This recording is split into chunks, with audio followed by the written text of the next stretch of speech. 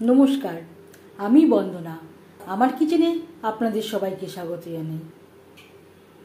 আবারও এসে হাজির হয়েছি চালতা দিয়ে টক ডালের একটি রেসিপি নিয়ে। দেখে নেওয়া যাক আজকের এই রেসিপিটি। আজকের রেসিপি চালতা দিয়ে মুসুরির ডাল বা চালতা দিয়ে টক ডাল। সবার প্রথমে ডাল সেদ্ধ করার জন্য কড়াইতে দিয়ে দিয়েছি পরিমাণ মতো জল, স্বাদ মতো লবণ, আর দিয়ে দেব ধুয়ে রাখা মুসুরির ডাল। এখানে আমি ভাঙা মুসুরির ডাল নিয়েছি। ডাল আমি জল পাল্টে পাল্টে পরিষ্কার করে ধুয়ে নিয়েছি।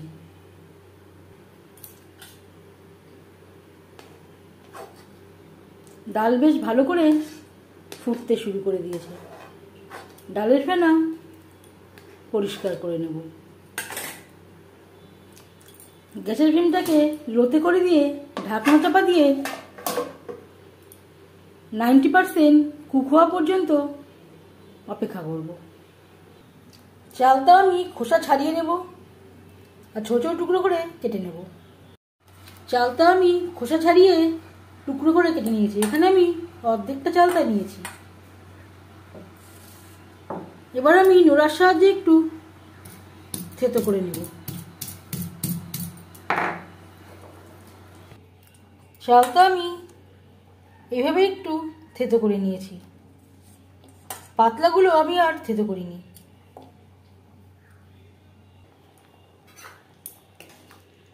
ডাল প্রায় সেদ্ধ হয়ে এসছে। গ্যাসের ফ্লেমটা বন্ধ করে দেব। ডাল সেদ্ধ করে নেওয়া কড়াইতে তেল দিয়েছি। দিয়ে দেব দুটো শুকনো লঙ্কা।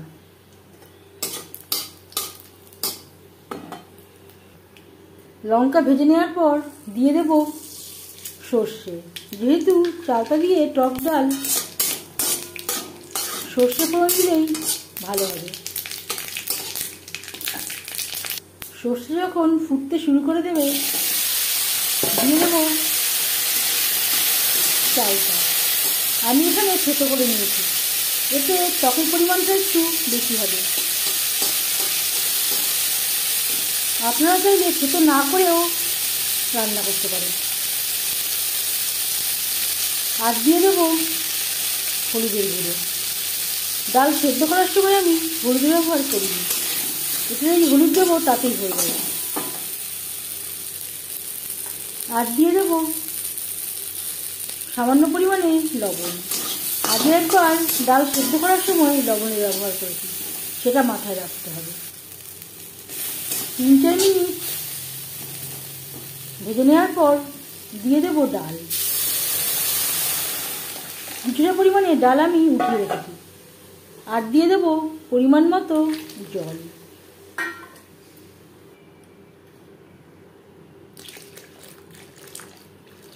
টক ডাল একটু পাতলা খেতেই ভালো লাগে। 3-4 মিনিট চালতার সাথে ডাল রান্না করব। 5-6 মিনিট রান্না করে নেওয়ার পর গ্যাসের ফ্লেমটা বন্ধ করে দেব। ঢাকনা চাপা দিয়ে 10 মিনিট স্ট্যান্ডিং টাইমে রেখে দেব। 10 মিনিট আমি স্ট্যান্ডিং টাইমে রেখে দিয়েছিলাম। চালতা দিয়ে ডালের রেসিপিটি কেমন লাগলো অবশ্যই জানাবেন কমেন্টের মাধ্যমে। যদি এই রেসিপিটি ভালো লেগে থাকে লাইক করবেন, শেয়ার করবেন, সাবস্ক্রাইব করবেন আমার চ্যানেলটিকে। বেল আইকনটা প্রেস করে দেবেন। যখন আমি নতুন ভিডিও আপলোড করব তার নোটিফিকেশান সবার আগে আপনার কাছে পৌঁছে যাবে। আপনারা সবাই অনেক অনেক ভালো থাকবেন। এই ভিডিওটি দেখার জন্য ধন্যবাদ।